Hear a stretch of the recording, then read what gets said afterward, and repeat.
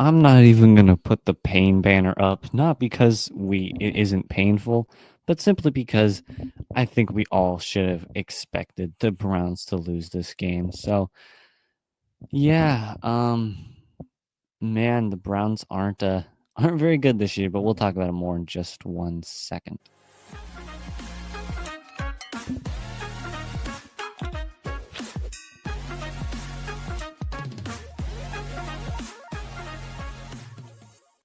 All right, welcome back to Browns Breakdowns. You know what? I'm going to do the Christmas background just one more time here for the final Christmas background of the 2024 year. I'm actually recording this on New Year's Eve on the 31st, so it's going to be a whole year since I'll have recorded a podcast. Ha ha ha, so funny. But yeah, I'll do the Christmas background one more time. I know Christmas is over. I hope everyone had a good Christmas, by the way. But yes, I know Christmas is over, but it's all right. Might as well play it one more time before we go back to the regular background music of the normal background music that we'll have for the rest of the year, rest of 2025, I mean. So, Browns lose in a shocker. It wasn't shocking, but it was a terrible game. We lost 20-3. It was a really bad game. Just horrible. So let's just do the Dolphins stats first. Tyler Huntley was their quarterback. He was 22 for 26 for 225 and 1 touchdown. He also had a rushing touchdown along with 7 carries for 52 yards. Javon Achan was 10 for 25. Starting off bad with a yawn, of course. This actually was my reaction to the game, was a yawn. But Tyreek Hill was their leading receiver, 9 for 105. Malik Washington, 4 for 41. Jonnu Smith, 3 for 26, and that touchdown. Raheem Mostert, 2 for 16. And then defensively, the interception came from Tyrell Dodson, and they had a sack from Emmanuel Ogba. And that was the only sack. So we didn't actually give up a sack. We only gave up 1 sack, it looks like. I can actually check. Oh, no, it says, yeah, we let up 1 sack. Okay. So, offensively for the Browns, like there was an offense for the Browns, DTR was pretty terrible. He was 24 for 47 for 170 yards and an interception. Donta Foreman was 13 for 49 as your rusher. Pierre Strong was 5 for 33. Jerome Ford, 6 for 22. And DTR was 4 for 10. Receiving-wise, Jerry Jeudy was actually very good. He was 12 for 94. Jordan Akins, 6 for 49. Pierre Strong, 3 for 15. Blake Whiteheart, 1 for 8. Michael Woods, 1 for 3. And Elijah Moore, 1 for 1. Defensively, we had 2 sacks from Myles Garrett. He was quite good. Another sack from Isaiah McGuire. And another sack from Cameron Thomas. Obviously, we had no interceptions. Team statistically, weird word, we were actually almost even on total yards. We had 276. They had 280. Passing yards was a little bit more skewed. They had 206. We had 162. They had 74 rushing yards. We had 114. We actually had a very good rushing yard game. It wasn't amazing, right? But it was okay for the Browns, especially without Nick Chubb. So I would give it a good B, I think, for the Browns in the rushing game. Now, of course, it didn't actually translate to anything because the Browns didn't score more than 3 points and the offense didn't do anything. But regardless, it still was a pretty good rushing game overall, especially with all the problems we've been having. Now, for total yards, I lost it. There we go. Total yards, or no, this is yards per play, actually. 4.9 for the Dolphins, and we were only at 3.6. So, pretty bad right there with our yards per play. Again, offensively, we just could not do anything, and it was pretty bad what this team created, unfortunately. So anyway, let's just go on to the next one. It was weird though because oh man, I can't get a thought out of my head. Yeah, okay. There we go. I got it. So it was a weird one for this thing because if you look at the way the offense performed, it doesn't feel like it should have been that bad of a game, but we only could score 3 points. It felt like we should have had maybe a little bit more, But even still, it kind of fell off. It felt like we could have done a little bit better. So, and you'll kind of see what I mean by we're so bad. If you look at first downs, both teams had 18. The Dolphins were 2 for 11 on third down. The Browns were 7 for 17. We had 17, 13, or 7. God, I can't talk. 17 third downs. That's really bad. Now, we did convert 7 of them, but even still, they were 0 for 1 on fourth down, the Dolphins. We were 0 for 4 on fourth downs. Again, we could not convert third downs, and we could not convert fourth downs. We had 76 total plays. They had 57. We had 1 sack allowed. They had 4. We had 5 punts. They had 7. Penalties, they were 11 for 94. We were 9 for 84. We had 1 fumble, 1 interception, and they had no turnovers. We had a 29 minutes and 19 seconds of time of possession. They were 30 minutes and 41 seconds. So, the game was really bad. Let's be honest here. It was a terrible game. Nothing felt like the Browns couldn't do anything. Now, let's be honest here. It's not exactly like we were trying as hard as we probably could have been. Now, the team was still trying, right? It wasn't like... Uh-oh, my Google just crashed. There we go. It wasn't like the Browns had like they were, so close, almost managed to get it, but then this happened. No. It just sucked completely. It was such a terrible game. There was absolutely nothing the Browns could have done right there. It was so bad. But I mean, whatever. It's the Browns. So let's do our power rankings here. I haven't done them in a few weeks simply because I just haven't been. I keep recording them on Monday. I'm finally recording them on Tuesday. So this is ESPN. They have the Chiefs as number 1, Lions 2, Bills 3, Vikings 4, Eagles 5. They have the Ravens at 6, and they have the Steelers at 10. The Bengals are at 12. And then your Cleveland Browns, let me scroll all the way to the bottom. Your Cleveland Browns still are only 29. I don't exactly agree with that. I don't think that's exactly a good ranking. I think that's a little bit high for the Browns, especially with how we've been performing. So this is NFL.com. They have the Chiefs 1, Bills 2, Lions 3, Vikings 4, Eagles 5. They have the Ravens at 6, and then you have the Steelers at 10. Bengals are now at 15, and your Cleveland Browns are all the way at number 30, only ahead of the Patriots and the Titans. So let's go to, I forgot to close these. This is Yahoo Sports. Let's see, we've got it goes from bottom to top. So they've got the Titans 32, Patriots 31. Then they go the Giants at 30, the Saints at 29. They have the Browns all the way at 27. I completely disagree with that one. I'm going to be completely honest. That is a terrible take. The Browns are absolutely not 27. So let's look at what is this now? Let's see. This is The Athletic. So they have the Bills at 1, Vikings at 2, Chiefs at 3, Lions at 4, Eagles at 5, Ravens at 6. They have the Steelers at number 11, and your Cleveland Browns are all the way down at number 30. There you go. I think that is a better number. And finally, Sports Illustrated.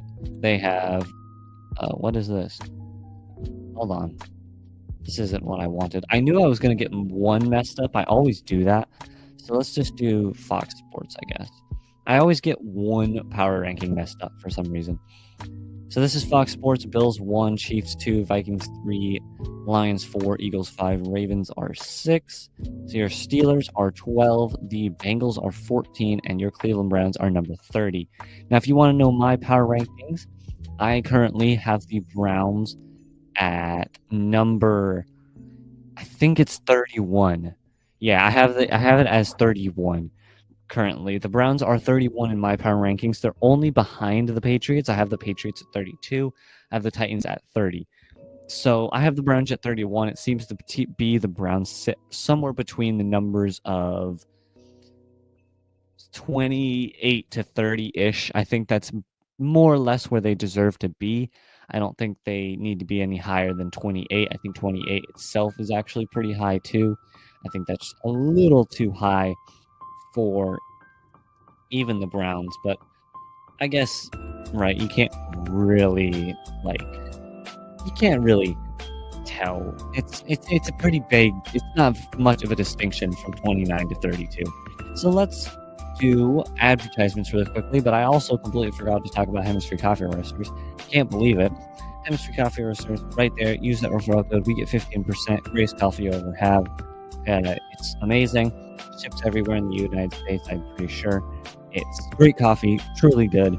It will change your life for the better. It's a great gift. If you're thinking about early Valentine's Day gifts, I don't know how that works.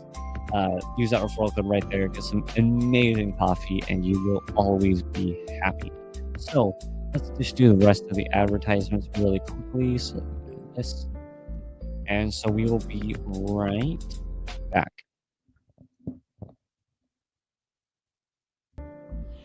And we're back here on Browns Breakdowns, proud partners Fanatical Elves Network. So we will now simply be talking about nothing crazy, but just what I think the Browns should be doing for the draft. Now, there are a few things that I think the Browns shouldn't do in the draft, and I think there are a few things the Browns should do in the draft. I don't really see a whole lot of there's some things that the Browns should do, and there's some things that the Browns shouldn't do. And the thing I think the Browns shouldn't do is draft Shedeur Sanders at number 3. Now, am I opposed to drafting Shedeur Sanders? Not really. I think he could be okay. Do I want him at number 3? Absolutely not. I think it is a terrible, terrible decision if you draft Shedeur Sanders at 3. I don't think he is a top 10 quarterback. Do I think he's going to get drafted in the top 10? Absolutely. They always get drafted in the top 10 because they're quarterbacks and it's impossible, and they're the most valuable position in the game. But I think the Browns should be shouldn't try and draft him at 3. I think that's just a little too high for him. I think there's much better choices. Now, who are those better choices? I'll get to in just one moment. But I also think trading down is also not the greatest idea, simply because this is a very stacked draft, right? I think the draft it goes 1 through about 15 are all great players, and it kind of falls off only for the first round. The rest of the draft isn't bad, but it's a very top-heavy draft. And so I do think the Browns should be looking at staying where they are and picking one of the amazing, amazing players in this draft, because there is a lot of players in the draft there's a lot of people in the draft that I feel like is great, but isn't worth taking. I can't think. So let me just get into what I want to draft. So first up, let me talk about what the two people ahead of us are going to draft. Right now, it's the Patriots and then the Titans. I think the Patriots are going to be looking at a defensive player. Who exactly? I'm not sure. Now, the Patriots don't really need a quarterback, so they aren't going to take Sanders. Now, the Titans are, on the other hand, are a very different breed. I think the Titans, our biggest need right now is going to probably be the quarterback position. So I think the Titans are the first team, I would say, that is going to draft Shedeur Sanders. Now, of course, he might just not even he might not even decide to get well, he can't decide. But they might decide maybe we don't want him at number 2, or someone could trade out, right? The Titans could trade to someone who needs a quarterback and they could draft him. There's a million things that can happen, but I don't think Shedeur Sanders is going to make it to this pick that the Browns have. Now, if he does, cool. I still don't think the Browns should draft him. I think the Browns should pick someone else, but regardless, who do I think is the best player available for the Browns? I'm going to have to say pretty easy, Abdul Carter out of Penn State. So the reason I think this one, he's just a good player. He is a very quick player. He's strong. He's what you'd want in a defensive player. Now, of course, Travis Hunter, by the way, could end up falling to 3. I think the Patriots' most likely pick is going to be Travis Hunter, since they don't exactly need they don't really need a quarterback. So why not have Travis Hunter be your pick? So yeah, I think Travis Hunter is going to go to the Patriots.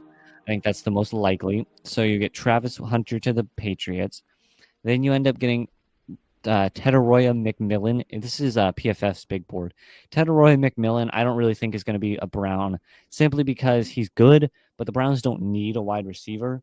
That's just not the position they end up needing. He's not bad, but I think he isn't what the Browns need. Next is Mason Graham. Again, same thing. He is interior defense for Michigan. He is an incredible player. I do think he will be very good at his position. I don't think he's going to be exceptional immediately, but I think he could be great. Now, are the Browns going to draft Mason Graham? Possibly. I think he is one of the people the Browns should be looking at. Is he going to be drafted? Who knows?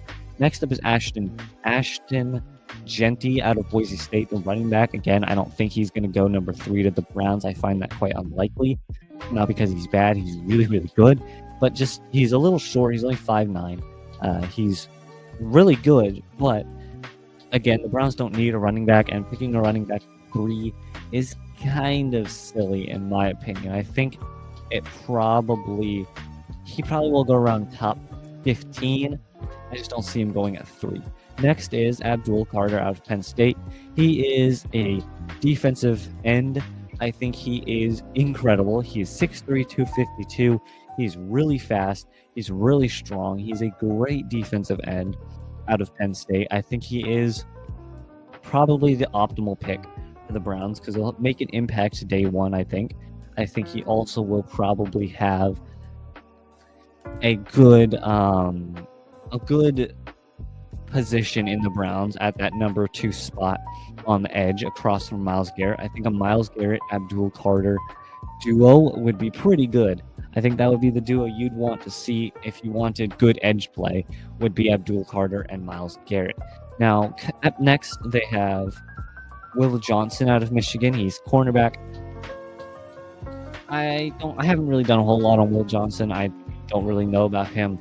I just don't think he's going to get drafted, not because we don't want him, but if he's a cornerback and we don't exactly need someone like that. Same thing with Maliki Starks out of Georgia. Safety, we don't really need that. Will Campbell would be your first. He's the first tackle that pops up. He is out of LSU. He's pretty good.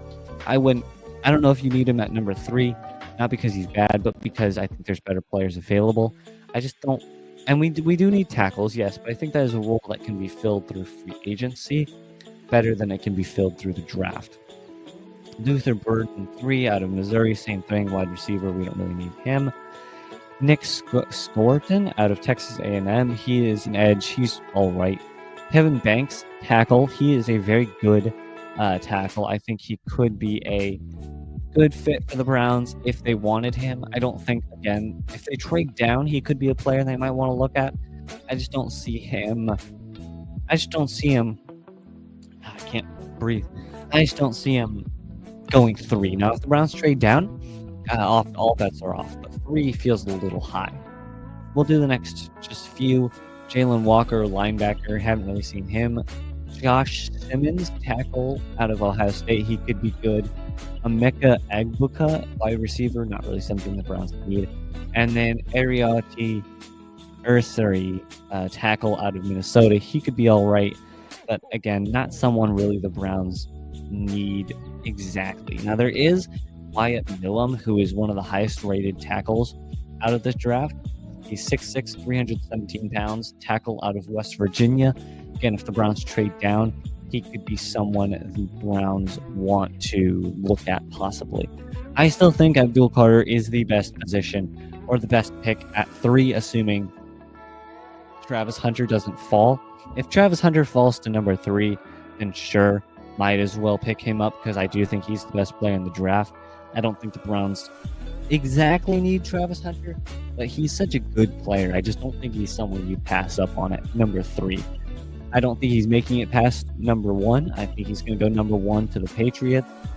You might see a Travis Hunter 1 Shedeur Sanders 2 draft.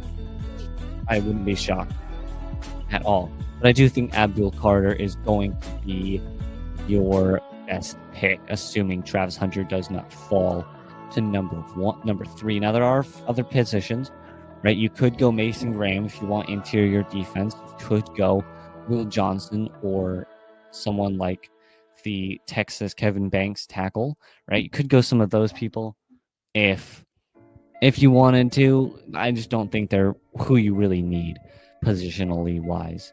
Now, of course, there is still one more week. I know it feels like the draft is going to be in forever. It's going to be months away. There still is another week. The Browns could still screw it up and win another game for some reason and end up ruining their season. That's obviously totally possible.